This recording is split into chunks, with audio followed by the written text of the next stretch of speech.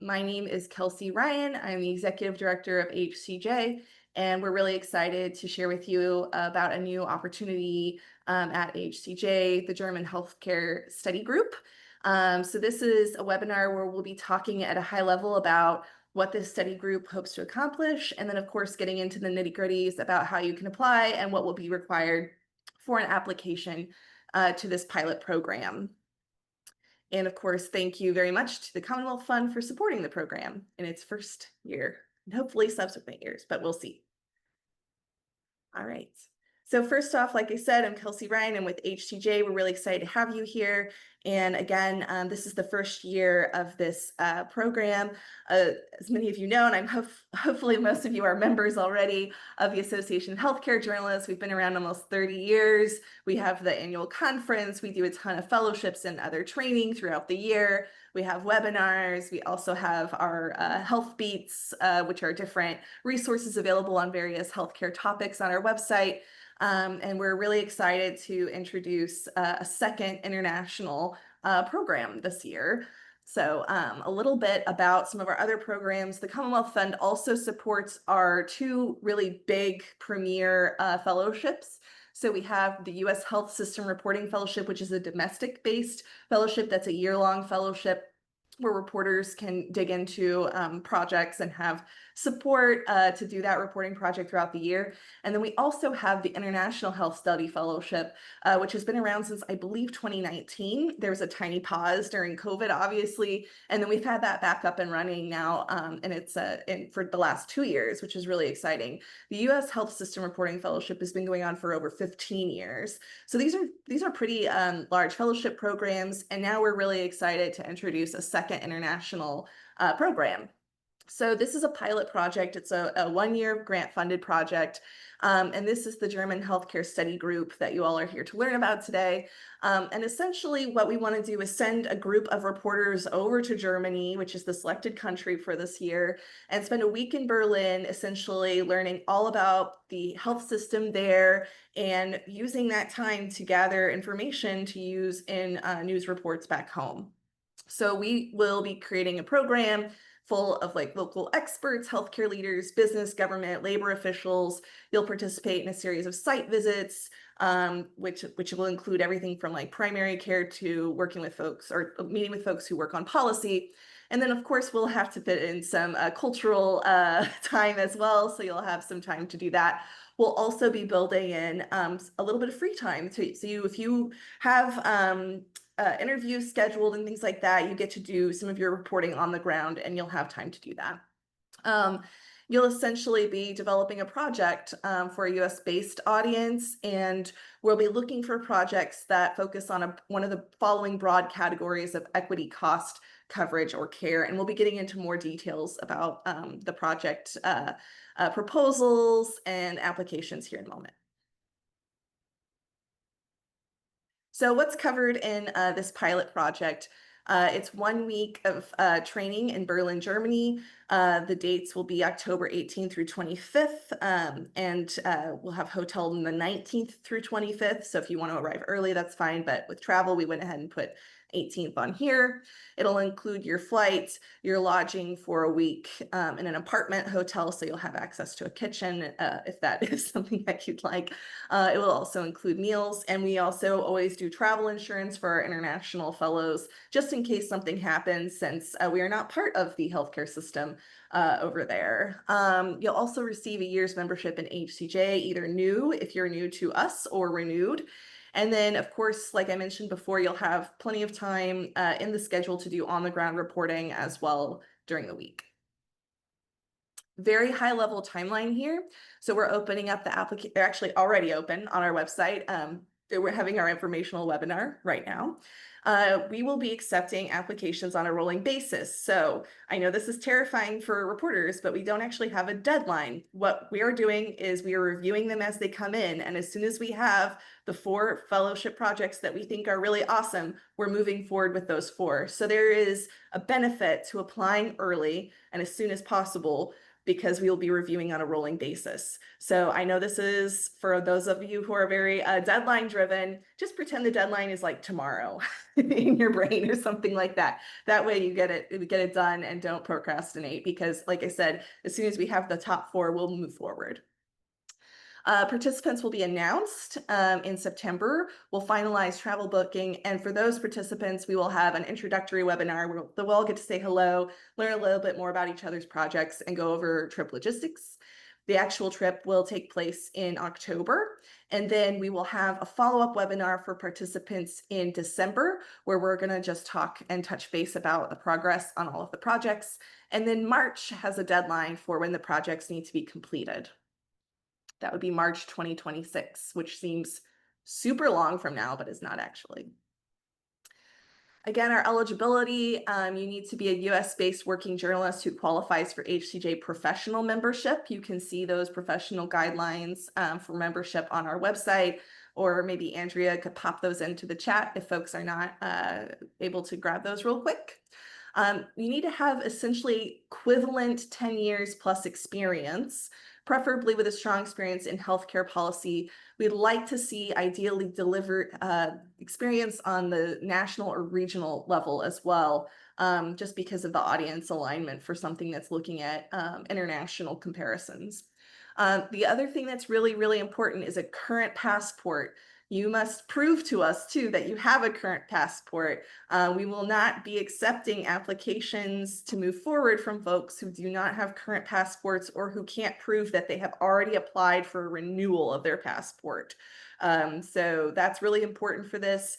We don't want people getting far in the program, ending up at an airport and getting turned away. That would not be fun for anyone. That's the last thing we want to do. So just please, if you are really serious about this, double check your passport now, or do a renewal now to ensure that you can get it. I actually just did my renewal and I got my passport back, not expedited, within 2 weeks. So there is a fairly quick turnaround on passport renewals at the moment.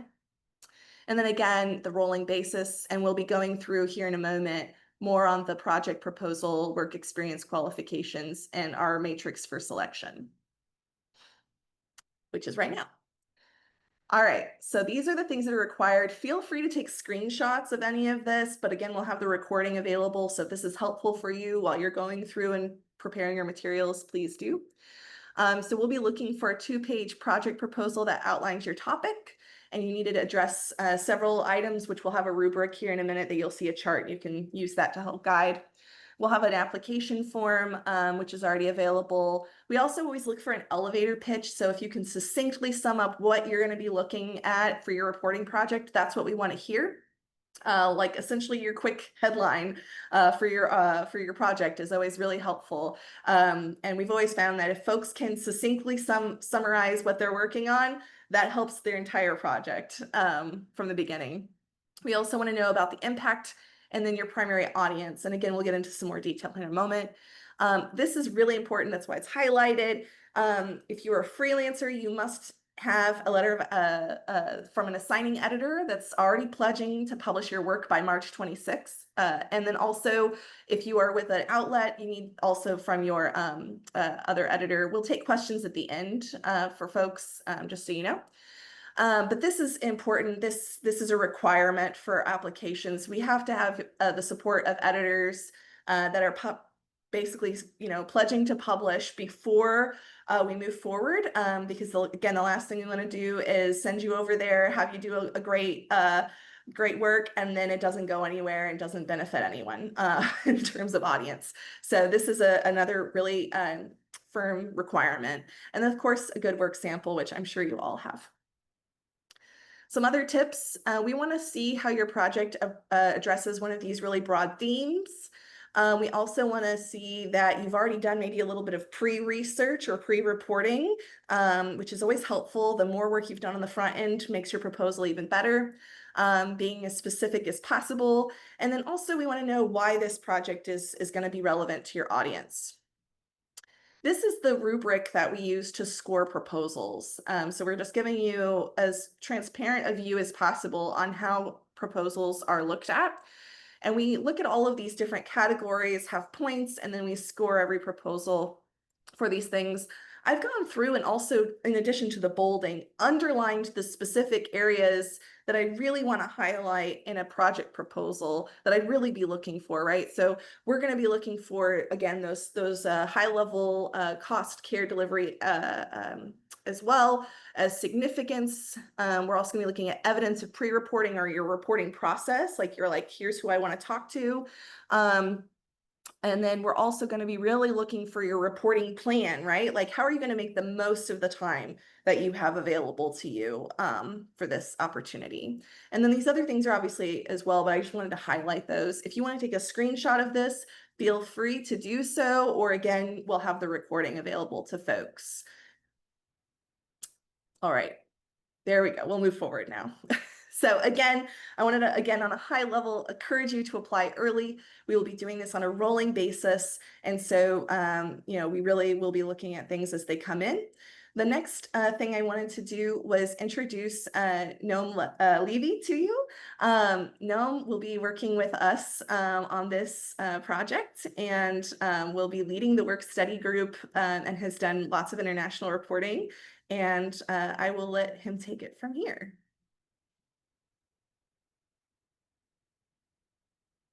Oh,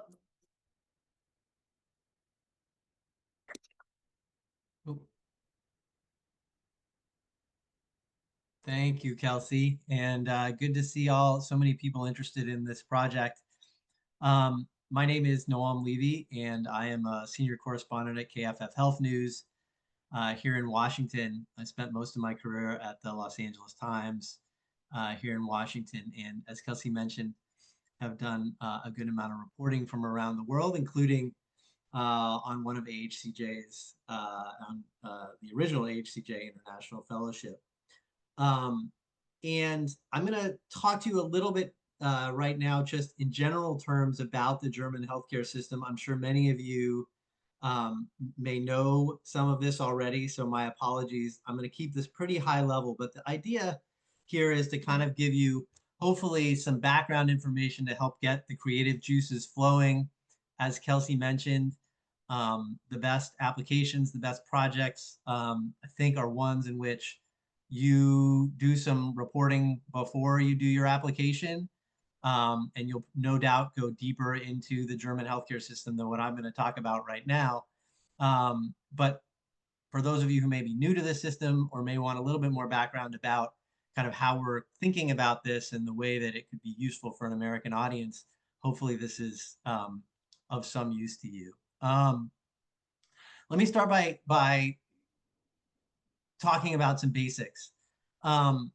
Historically, I think there was this belief that Americans were not really interested in what happens in other healthcare systems because American patients, American doctors, everybody thought we had the best healthcare system in the world, and what could we possibly learn from looking somewhere else? Well, now I think we all realize that our system has a few challenges, to put it mildly. And I think certainly my own experience reporting from around the world and seeing audience response suggests that I think people are a lot more interested today than they were in the past in learning from other wealthy countries about how they approach many of the same challenges that we do. And it should be noted, I think, at the top that nobody has a perfect healthcare system. Like everybody has challenges. Many of them are very familiar.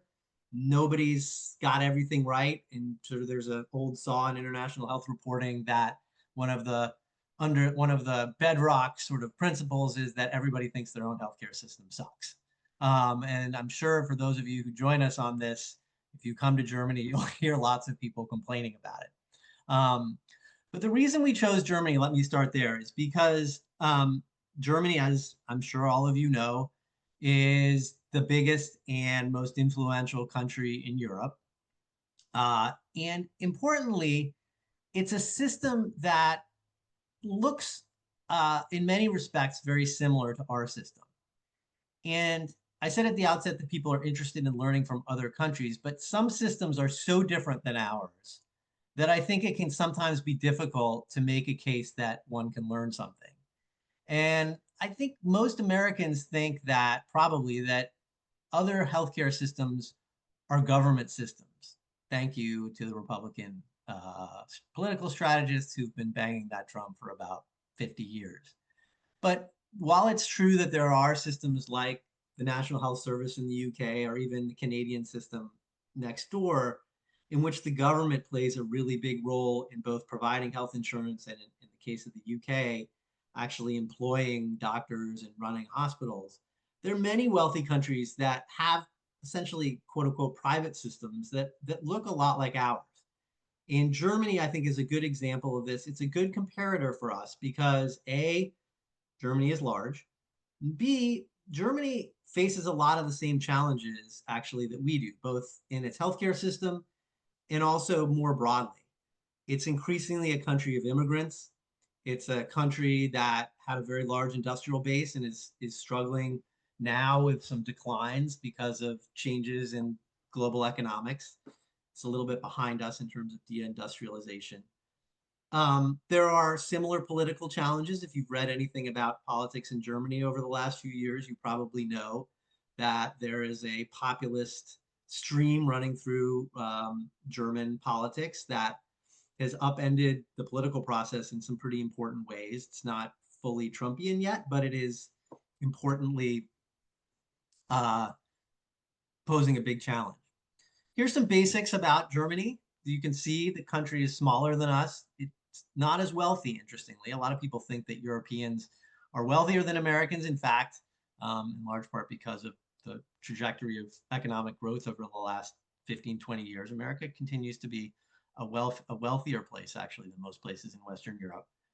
But because of a lot of factors, not the least of which the healthcare system, outcomes tend to be better in a lot of European countries. And this is true in Germany as well. If you look at life expectancy, you can see that Germans live a full 3 years longer than we do in this country. Next slide, please. Now, I mentioned at the outset that Germany is not like the National Health Service. It's more like us. There are private health insurance plans. They're called sickness funds. They're not technically called private. There's a difference in terminology. They would probably be more akin to our not-for-profit systems. Most hospitals are private. They're not run by the government. Physicians are private as well. And the way that the system is funded is largely through contributions by employers and employees who split a contribution that goes into a pool that then pays for health insurance. There's public systems as well for lower income people, and it works a little bit differently for self-employed people. But the broad outline of the system is, again, as I said, pretty similar to ours. Next slide, please. But there's some very big and very important differences. Number one is the responsibility that patients have to pay out of pocket. So those of you who've been around healthcare in America at this point, I assume, realize that we have a slight challenge in how patients can afford their healthcare. We're not just talking about insurance premiums. We're talking about cost sharing, co-pays, deductibles, etc. Most of us have at some point, I'm sure, maybe you have now, are in a plan that requires you to pay thousands of dollars out of pocket before your health insurance kicks in. That's just the way we do it here. It's creating havoc. And if you've read any of our coverage about medical debt, you'll know that it's sending tens of millions of people in this country into debt. Germany has very strict restrictions on cost sharing. And even though they have a system of, as I mentioned, non-government health insurance, all the plans essentially restrict how much patients have to pay. So if you go to the primary care doctor, there's no cost sharing. If you go to a specialist, there's no cost sharing. If you stay in a hospital, you're paying 10 euros a day in most cases. And if you go to fill a prescription, the maximum is usually 10 euros. Next slide, please. There's also a lot of standardization in the health benefits that are covered. And this, again, is somewhat similar to our system. We have some basic benefits thanks to the Affordable Care Act, but there's also a huge amount of variability in our system. In Germany, these health plans have to provide a basic set of benefits. Many of these will be, I'm sure, recognizable for you, but I highlighted a couple here that are different. Dental care covered, optometry. And there's a system for covering long-term care that is a separate insurance, socialized insurance system in which people contribute a percentage of their pay, and then that system makes long-term care available. It's not perfect. None of these systems are perfect, but it provides a level of access to long-term care that is much more standardized than it is in this country. Whereas if you have an elderly relative, or you've ever known anybody who's had to go through the system of seeking long-term care, we have a cockamamie system in which people have to sort of spend down their money and their assets, and then they usually end up in Medicaid, which covers that. Next, please. So how can this work? How can we have a system where there are private hospitals, there are private doctors, there are non-government health insurance, and yet there's limits on what people have to pay? Well, I'm not going to walk you through this. If you've covered healthcare, you are familiar with slides like this. But the point is to say that the big difference between the German system and our system is its regulation. So it regulates, as we talked about, how much patients have to pay.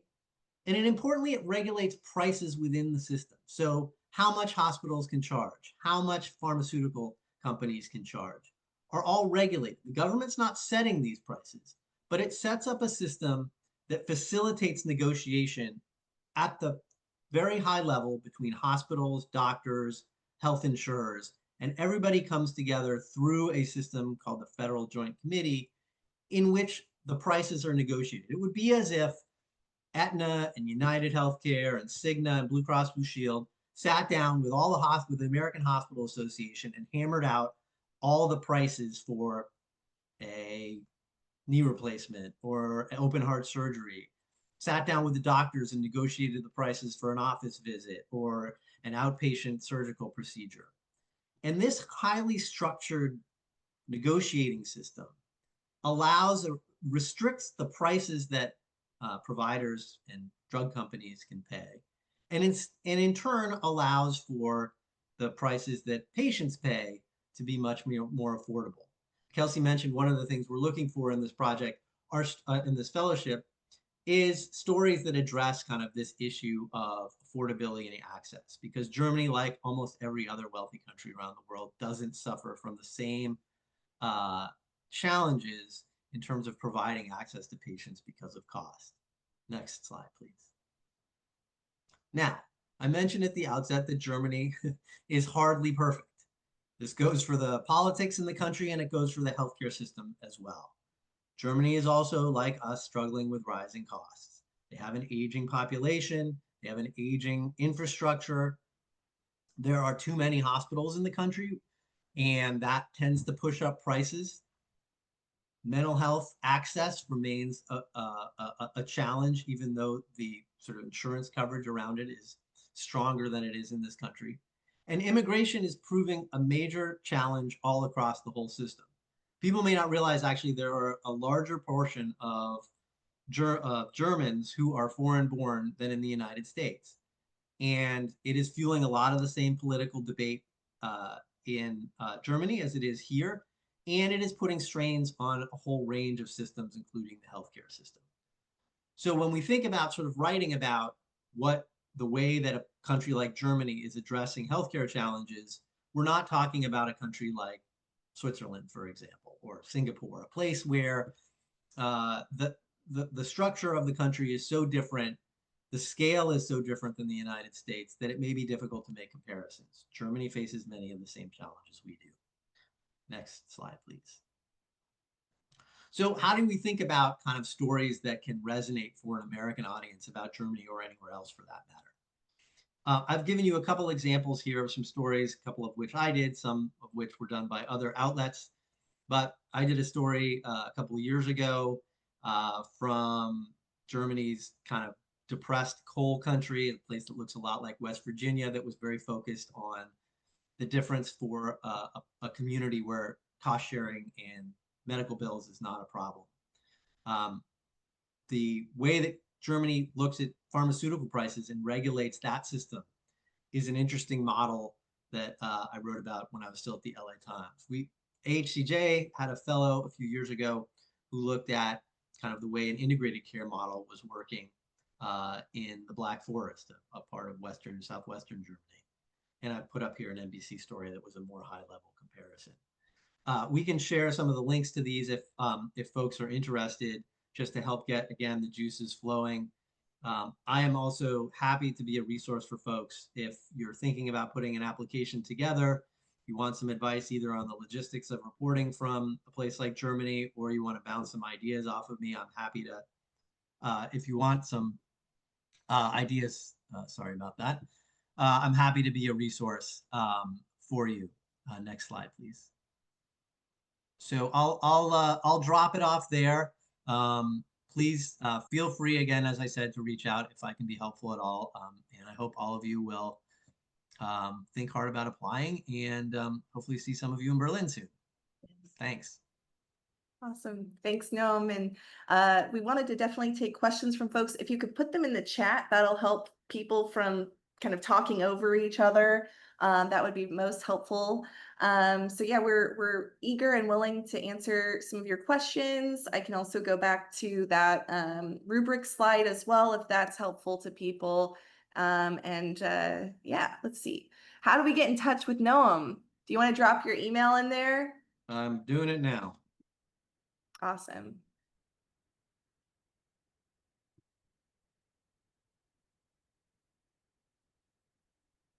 Hi, David. Yes, this is a requirement for basically all of our reporting fellowships. We understand that it's difficult, but the hope is that you have strong relationships with assigning editors already as a freelancer, and that you can get some applications in that have this pledge or letter from them as well. So yes, we do understand that it can be difficult, but that's also difficult for folks in newsrooms that are also squished for resources and time. We really hope that you have those relationships already built with assigning editors. Let's see here. Sorry, they're kind of coming in and it's moving my chat here. Let's see, one moment. Whoa. Yes, the trip is to Berlin. Yes, Karen. So your other question here about does it matter if the proposed stories are for trade magazines or more mainstream news outlets?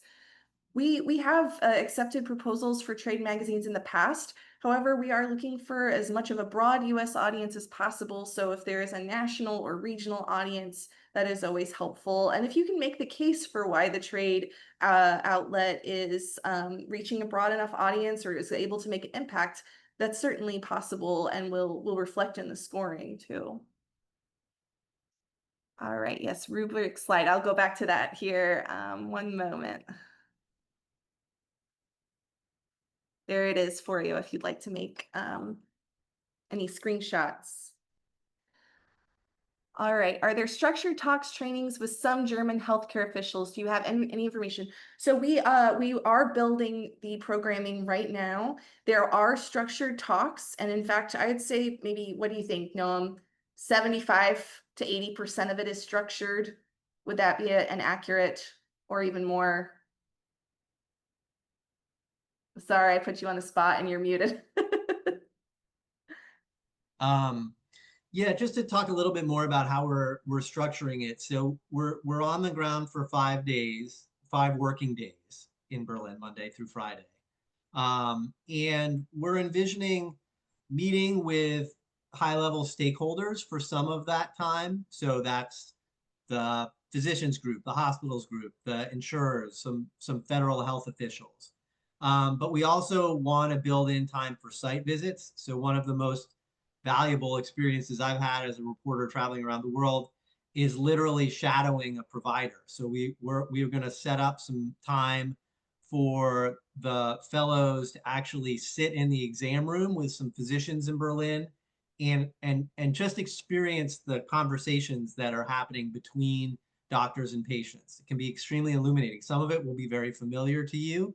But you'll notice, for example, that people don't talk about how much things are going to cost. And we're also going to do some site visits to a couple of hospitals, one to a smaller community hospital, probably outside of Berlin in the Brandenburg state, and one to probably to a tertiary care hospital, maybe Charité. Some of you may have heard of Charité. It's sort of a legendary European hospital in the center of Berlin with a really interesting history. So we want to mix up the amount of time that you're sort of in a kind of, or sitting in a lecture type arrangement or around a round table versus out there actually sort of seeing healthcare being delivered. As Kelsey mentioned, the other thing is we're going to build in probably 2 half days that will be free, so that if you have a proposal, for example, let's say you want to do a project on mental health, and we may or may not have a meeting with, uh, association of psychiatrists, but you want to set up a separate visit with a practicing clinician, or you want to do some additional visits with patients or others, you'll have 2 half days to go ahead and do that. If you want to stay past the amount of time that we're allotting for covering your travel and everything to do even more reporting, and you can get your outlet to cover another couple days, obviously you can do that into the next week. But we wanted to have some time in there so that you can go off on your own and do your own reporting, so you're not just dependent on our itinerary. I hope that makes sense. Definitely. Yeah, so the goal is basic, high level of lots of different aspects of the German healthcare system, but then also a certain level of customization that will allow you to be able to complete your projects successfully. All right, another question here. How does the pledge letter work? Does it have to be the publication I regularly work with, or a new publication is also fine? That's up to you. We have found that a lot of freelancers have more success when they've already had the relationship because they can get the pledge letter early. If you think you can get a new publication on board quickly, that's great. If it's easier and aligns better with a publication that you already work with regularly, that's great too. So we don't really have a preference. It's more about what's going to work for you and your proposal, as long as you have the letter. Will this fellowship be offered next year? We have a 1-year grant to do this as a pilot project. I would love for this to be a regular annual thing where we maybe pick a different country every year or something like that. But as of this moment, this is a 1-year program. I work for a small local publication. Do I have a chance? I would say yes, but you need to be able to make the argument that we have in here. Generally speaking, we are looking for larger audience. It's harder to make a relevant comparison for a smaller audience that might be hyper local. So think about how you might craft a proposal that would be relevant to your audience, or if you can make a argument that, hey, this publication has publishing agreements or is republished by all of these other groups. So for example, maybe you work for a local radio station, but you know that your work is regularly broadcast across the region as part of being an NPR affiliate or something like that. That suddenly takes your local publication to a regional audience, correct? So I'm not by any means wanting to discourage local reporters, but we got to think in terms of audience and reach when we think about regional reporting and national reporting. So think about that and making it clear in your proposal that, yes, I work for a local outlet. However, our work is republished in these outlets or broadcast to a larger audience, XYZ. That's all really helpful information and will definitely be considered in the proposals. Let's see. Oh, this question's already been answered. It's okay if you don't speak German. Yes. Honestly, most of them speak English, and my personal experience has been you may start to try to speak German to them, and they will just switch to English to be polite or nice to you. I don't know if you have any thoughts on this. No, but Yeah, I mean, unlike some European countries, France or what have you, where there isn't a lot of English. German, there's a lot of English speaking, and in the exam room, all of our meetings will be in English. The one place where you're probably not going to be able to understand all of the conversations if you don't speak German is in the exam room, but we're going to make arrangements with clinicians who will speak English so that, at the end of, Kelsey meets her doctor, I'm sitting there, if I can't speak German, I may not understand her conversation with her clinician, but the doctor afterwards can sort of give you a little bit of a summary, and then if you have questions about kind of what's been going on, we'll arrange sort of, it's a little bit of a dance, but if you've done any kind of shadowing with clinicians in this country, you'll know that even if you speak the language, you kind of have to figure out how to navigate the logistics of sort of being in the exam room and figuring out what everybody's talking about. We'll help do that in a way that hopefully you'll get useful information even if you don't speak German. Yeah, and there's enough jargon in healthcare in English. We certainly don't expect you to know all of the compounded German words for these complicated issues. So no worries there. But maybe you'll pick up on something, or if you're selected, you can do some Duolingo or something ahead of time. So. Another question here, is it all right if we apply with the goal of potentially creating 2 or 3 projects centering on the proposal on a single topic theme? So what I would say is that's one project, so that might be a series, right? So like maybe you want to frame it in your proposal as, I'm going to write a 3-part series. It'll have 3 stories, but they will be exploring the different aspects of XYZ, this aspect, and this aspect. So yes, series are fine. It doesn't have to be a single project. It doesn't have to be like that. It can be a series of stories. Bottom line though, all need to be published by March of 2026. I'd just say one other thing, putting on my hat as, a guy who has gray hair and has been reporting for a little while, that the sharper the proposal, the sharper the story, the elevator pitch that Kelsey was talking about, I think is going to serve you better as you sort of not only put together your project, but do the reporting. You're only there, even if you stay a little bit afterwards, for a limited amount of time. And better to have something that's crisp and sharp and to the point where you can sort of say, this is why this is going to be interesting to an American audience, rather than something that's like really big and sprawling and overly ambitious. Because I have seen international projects in the past that were sort of too big, and it became difficult to not only land the stories, but, I said at the outset that one premise of this is that Americans are more interested than they have been in the past in what goes on overseas. That being said, like, people aren't going to read 4 or 5 stories about Germany, right? I'm only probably interested in one really good one about what can I learn from, the way that substance use disorder is treated in Germany versus here, or what can I learn about the way maternity care is handled in Germany versus here? Something really kind of sharp. Yeah. And I'd add too, just to draw your attention on the under project proposal here on this slide, the feasibility, right? Like that's kind of what Noam's talking about here. Like, is the project scope achievable within the time frame of the study group and the follow-up reporting? So again, that sharper, crisper project proposal may be more achievable and more feasible given the scope and timeline of this particular program. So yeah. Let's see, another question here. Is there somewhere online where we can see previous examples of successful proposals for the other international reporting fellowships? Yes. I would ask that either Andrea or Kevin from AHCJ drop in the link to the International Health Study or International Health Reporting Fellowship page on our website. So we have a kind of a standing web page of that fellowship that happens every year.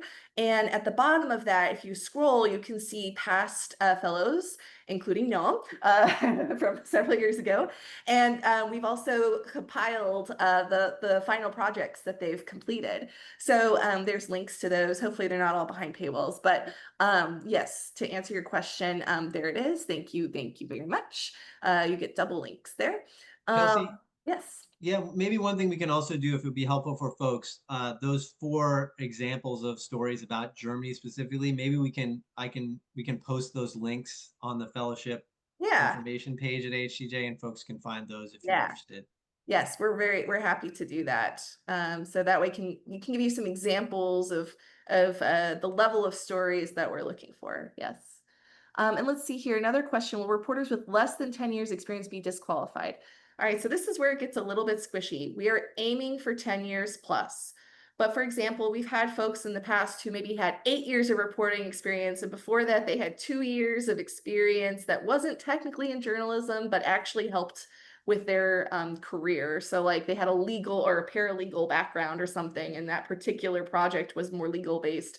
And so in that case, we said, okay, they're not quite at 10 years, but this other career relevant experience helps get them to the level that we think that they can do this successfully and gives them that background. So we try to look at this holistically, but this is certainly not for an early career just starting reporter. We don't want to drop you into another country and sink or swim, right? Like that's really not the goal. We really want folks who have a certain level of experience, who have an idea of how to do this, even if they haven't done international reporting, but feel confident in being able to create a reporting process that's going to set them up for success and to work with us on that. So I just want to reiterate that that you don't have to have exactly 10 years plus experience. We do try to look holistically at your experience, but we also know that like sending someone in who has zero experience or not a well-rounded knowledge of the US healthcare system in order to do comparison analysis is not going to be setting you up for success.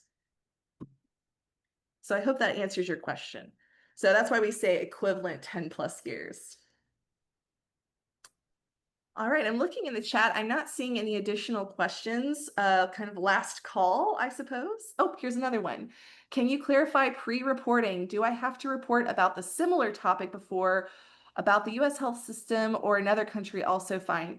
So really any just sort of research you can do ahead always helps set your application proposal up for success. So it doesn't have to be something you've already published, but that you can talk about in your application. Sometimes it is stuff you've already reported, right? Like, so maybe I've already written a bunch of stories about XYZ topic, and here's what I've written here, and here's how I would compare it to this system, and here's what I've learned about the German healthcare system that would be a comparable. That would be an interesting way to do it.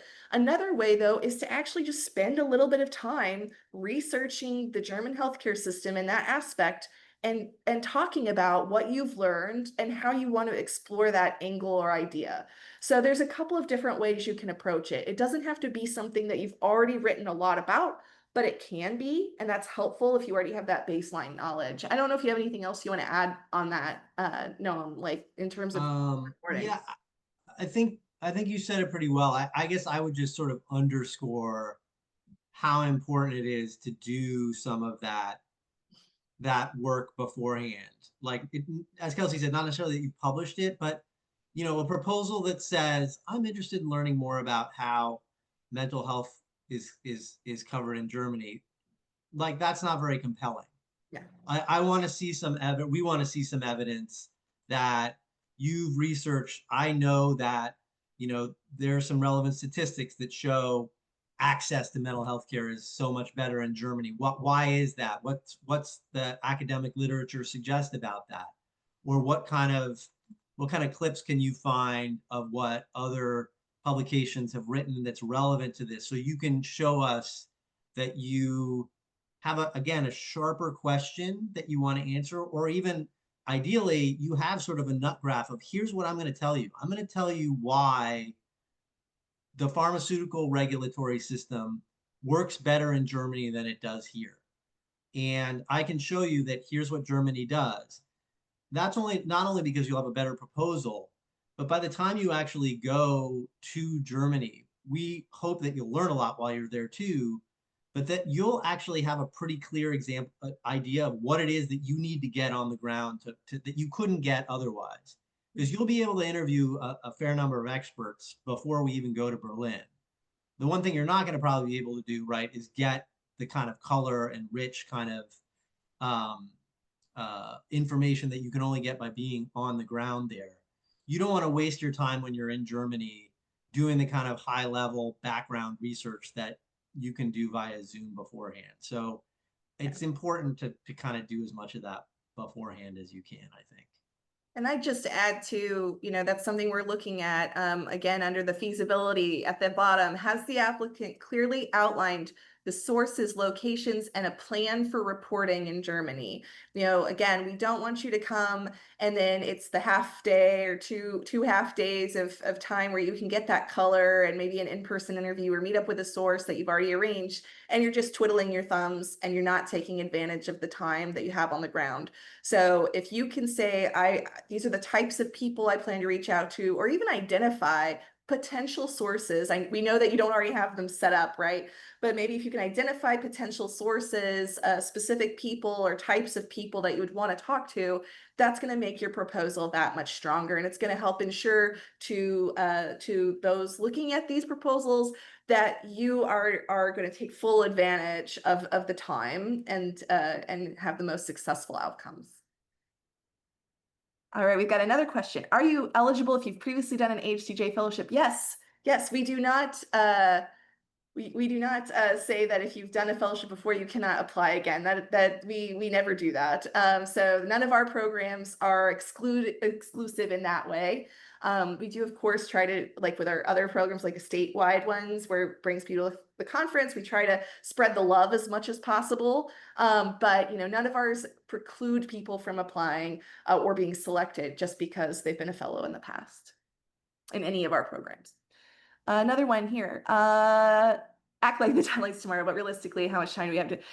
So we will be making selections in August, right? So we will start reviewing in August. So you have a couple of weeks before we start looking at proposals. So I would go ahead, like I said, working as quickly as possible to get your materials together, to do your research, etc. But I know I was being a little facetious by saying act like it's tomorrow, but I know everyone, I know I should be more literal with a Zoom webinar full of journalists. But yes, I would say we will start reviewing applications in August. But if we start looking at them that first or second week in August, and there's a ton of really good ones, we're going to move forward with that group.